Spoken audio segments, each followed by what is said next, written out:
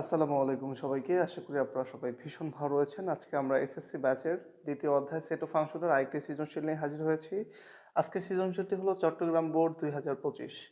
So আমাদের উদ্দীপকে কি বলছে দেখেন, ১ নম্বর উদ্দীপকে বলা হয়েছে function of x equal 3x - 4 divided by 5x - 8। এখন আবার ক নাম্বার চাইছে ফাংশন অফ -3 এর মান। সো ক নাম্বারটি আমি প্রথমে কি লিখব দেখো। ফার্স্ট আমরা লেখা আছে ফাংশন অফ কি লেখা আছে 3x - 4 divided by 5x - 8 5x - 8। আশা করি এখানে কারো কোনো আপত্তি নাই। তো এখন আমরা কি করব, এখন আমরা চলে যাব কোথায়, ফাংশন অফ -3। কি আছে ফাংশন অফ -3, তাই না?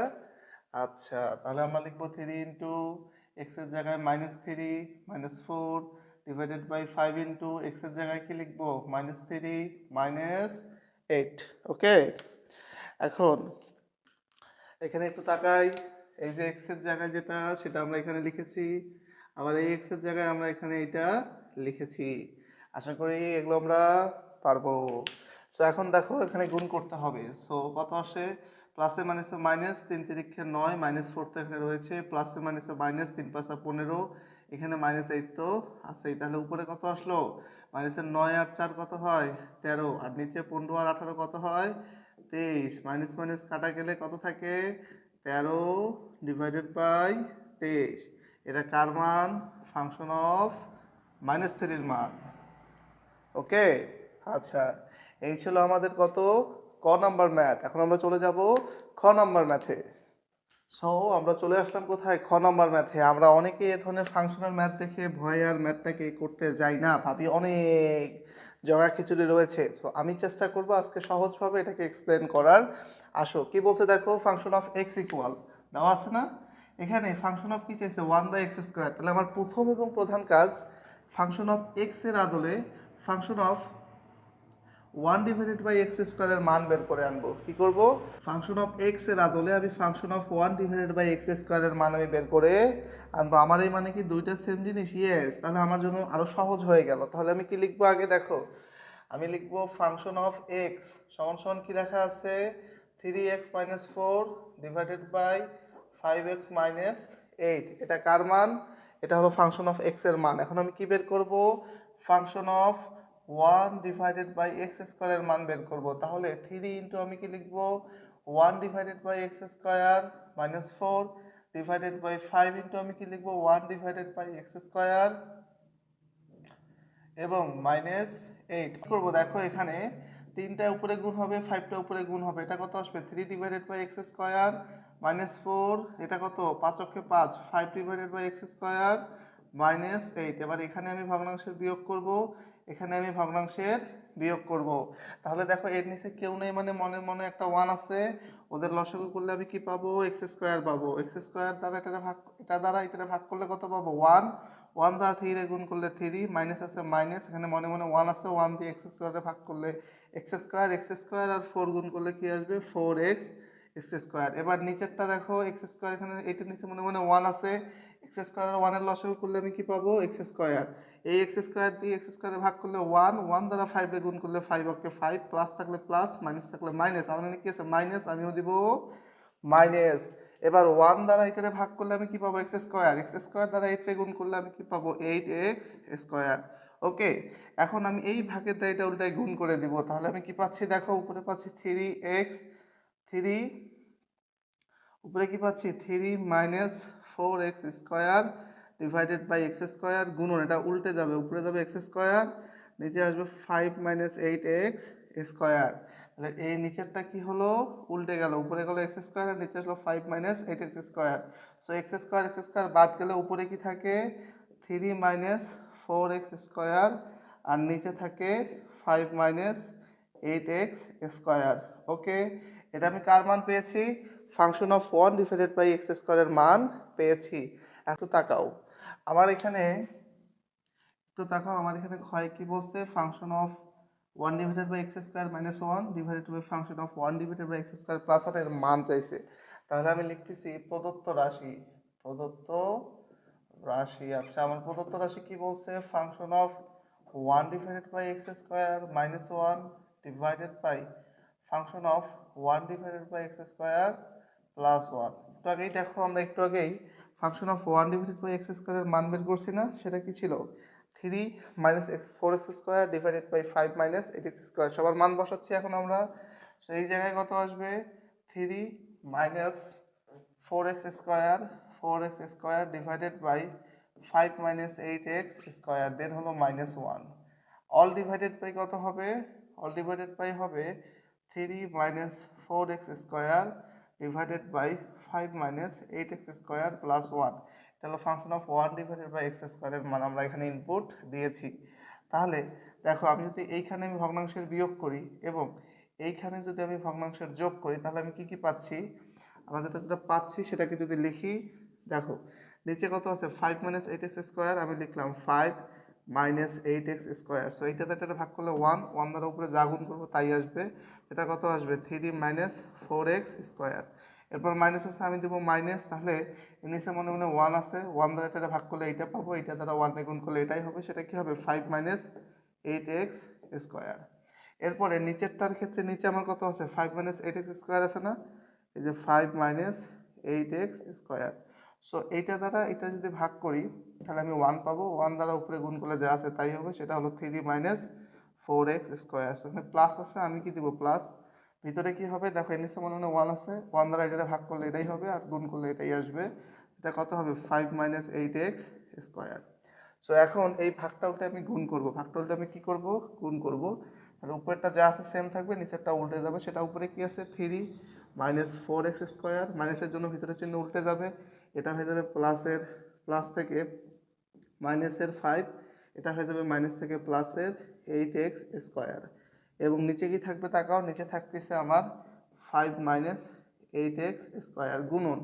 এই ভাগটা উল্টে আমি কি করে দিলাম গুণ করলে গেলে উপরেরটা উল্টে যাবে, উপর নিচেরটা উল্টে যাবে। নিচে কি আছে 5 মাইনাস 8x, আমি লিখলাম 5 মাইনাস 8x স্কোয়ার, এবং এই মাঝে কে ছিল 3, আমিও লিখলাম 3 মাইনাস 4x স্কোয়ার, দেন কত প্লাস, ভিতরের চিহ্ন সেম থাকবে 5 এবং মাইনাসের হলো 8x স্কোয়ার। ওকে, এবার এইটা এবং এটা কাটাকাটি যায় গেলে দেখো আমার উপরে কি থাকতেছে, এই যে 3 আর এই যে মাইনাসের 5, তাহলে কে জিতবে মাইনাসের 2 জিতছে এখানে।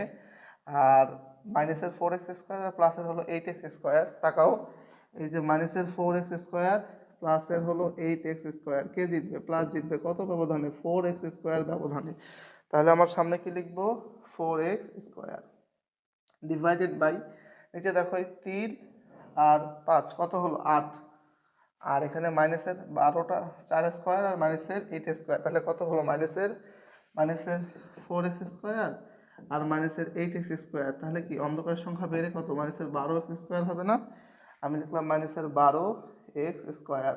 সাজায় লিখলে আমি কি লিখতে পারি 8 মাইনাসের 12x স্কোয়ার। এখন এখান থেকে যদি আমি 2 কমন নেই, তাহলে এই সমীকরণটা কেমন হবে একটু তাকাও। এই যে এর উপরটা আমি উপরে এনে লিখতেছি, উপরে লিখলে আমি কি পাচ্ছি দেখো, এখান থেকে 2 কমন নিলে থাকতেছে 2x স্কোয়ার মাইনাস 2, আর নিচে কি থাকে এখান থেকে যদি 2 কমন নেই তাহলে থাকে 4 হ্যাঁ মাইনাস 6x স্কোয়ার। ওকে, তাহলে এই টু কাটা গেলে কি থাকে উপরে 2x স্কোয়ার মাইনাস 2, আবার যদি নিচ থেকে 2 কমন নেই তাহলে থাকে 2 মাইনাস কত 3x স্কোয়ার। সো এই হলো বেসিক্যালি আমার কি এই ম্যাথের 2 কমন, এটা তো 2 থাকবে না, 2 যদি কমন নেই এটা হয়ে যাবে হলো 1, এটা কি হবে 1, এটা কি হয়ে যাবে 1। এটা 4 ছিল, 4 থেকে 2 ভাগ দিলে 2 থাকে, 2টা 2 দিয়ে ভাগ দিলে 1 থাকে, 2 কমন নেওয়ার কারণে এখান থেকে 2 কমলে 8টা হয়ে গেছে 4, 12টা হয়ে গেছে 6, 2 কেটে দিলাম, তাহলে কি থাকলো উপরে থাকলো 2x স্কোয়ার মাইনাস 1 আর নিচে থাকলো 2 ইন্টু, আবার এখানে 2 নিচ্ছি 2 into 2 minus 3x square. So এই হলো বেসিক্যালি আমার কত ক্ষয়ের অ্যান্সার। সো আশা করি এই টাইপের ম্যাথগুলো আমরা পারবো। সো গ নম্বরে কি বলছে তাকাও, এস ইকুয়াল এক্স কমা ওয়াই, এক্স আসবে এ থেকে, এক্স আসবে ওয়াই থেকে, এ থেকে ওয়াইও আসবে এ থেকে, সম্পর্ক হলো এটা, আর এ এর মান আমাকে ইনপুট দিয়ে দিছে, তাহলে তো হয়েই গেল। তার মানে কি লেখা আছে এক্স ইকুয়াল, কি লেখা আছে এক্স কমা ওয়াই, যেখানে এক্স আসবে কই থেকে এ থেকে এবং আমার ওয়াই আসবে কই থেকে এ থেকে, এবং একটা সম্পর্ক বলছে কিসের সম্পর্ক, সেটা হলো ওয়াই মাইনাস এক্স সমান সমান ওয়ান। আবার এখানে এ এর মান আমাকে কি কি দিছে বলো তো? এ এর মানগুলো আমাকে দিছে -2, -1, 0, 1, 2 এবং 3। তাহলে আমি কি লিখব? অতএব যেহেতু যেহেতু কি হবে, এক্স আসবে আমার কই থেকে? এ থেকে। হ্যাঁ, অতএব এক্স এলিমেন্ট অফ এ এর বিভিন্ন মানের জন্য বিভিন্ন মানের জন্য ওয়াই এর বিভিন্ন মানের ছক আঁকি, বিভিন্ন মানের ছক। তো ছক করলে আমি কি পাবো একটু তাকাও। তো আমি যদি ছক করি তাহলে আমি পাচ্ছি এটা হলো এক্স, এটা হলো ওয়াই। 1 2 3 4 5, 5জন হয়ে গেছে, আর তো নাই, 5 না 6 আছে, 1 2 3 4 5 6, বাবা 6 জন আছে। তাহলে এই 6টা ছক হলো। ওকে, মানগুলোকে কি? -2, -1, 0, 1, 2 এবং 3। তাহলে এক্স এর মান যদি বসে, সমীকরণ কি? সমীকরণ হলো ওয়াই মাইনাস এক্স সমান সমান 1। তাহলে ওয়াই সমান সমান কত? 1 প্লাস এক্স। তাহলে এক্স এর মান কত দিবে আগে? -2। তাহলে 1 প্লাস এরকম -2, তাহলে কত? 1 আর -2 করলে কি আসবে? -1 আসবে। 1 প্লাস দিয়ে -1, যদি -1 দিই তাহলে কত আসবে? দুইটা মিলে 0 হয়ে যাবে। তাহলে যদি দেই 1 প্লাস 0, 0 বসালে কত আসবে? 1। 1 প্লাস যদি 1 বসাই তাহলে পাবো 2। হ্যাঁ, যদি আমি 2 বসাই তাহলে পাবো 3। আর যদি আমি 3 বসাই তাহলে কি পাবো? 4। আর মজার বিষয়, 4 এর উপাদান নয়। তাহলে 4 ডাজ নট এলিমেন্ট অফ এ। যেহেতু আমার 4 ডাজ নট এলিমেন্ট অফ এ, তাহলে অতএব আমি কি লিখবো? 3, 4, মানে এই সেটটা 3, 4 কি হবে? Does not element of S. তাহলে এস কি হবে? এস এর মধ্যে থাকবে 1 2 3 4 5 জন, সেটাকে -2, -1। নেক্সট হলো -1, 0, 0, 1, 1, 2, একটা কত? 2, 3। তো এই হলো বেসিক্যালি আমার কার কার মান, এস অন্যয়ের মান। এখন আমার কাছে কি চাইছে? রেঞ্জ চাইছে। দেখো, এস অন্যটিকে তালিকাবদ্ধ প্রকাশ করো, প্রকাশ করা শেষ, এর রেঞ্জ বের করো। সো আমরা রেঞ্জ কেমনে বের করবো? অতএব আমরা জানি রেঞ্জ এস এর রেঞ্জ কি হবে? আমরা সবাই জানি ওয়াই গুলো নিয়ে রেঞ্জ হয়। ওয়াই গুলোকে -1, 0, 1, 2 এবং 3। তাহলে আমি কি লিখলাম? -1, 0, 1, 2 এবং 3। এই হলো কি রেঞ্জ। যদি অন্য মানে যদি ডোমেন চাইতো তাহলে আমরা কি করতাম? তাহলে ওয়াই এক্স গুলো নিতাম। সো আশা করি আমরা এই ক নাম্বার ম্যাথগুলো পারবো। দেখা হচ্ছে আমাদের নেক্সট ক্লাসে। সে পর্যন্ত সুস্থ থাকবেন, সুন্দর থাকবেন। আল্লাহ হাফেজ।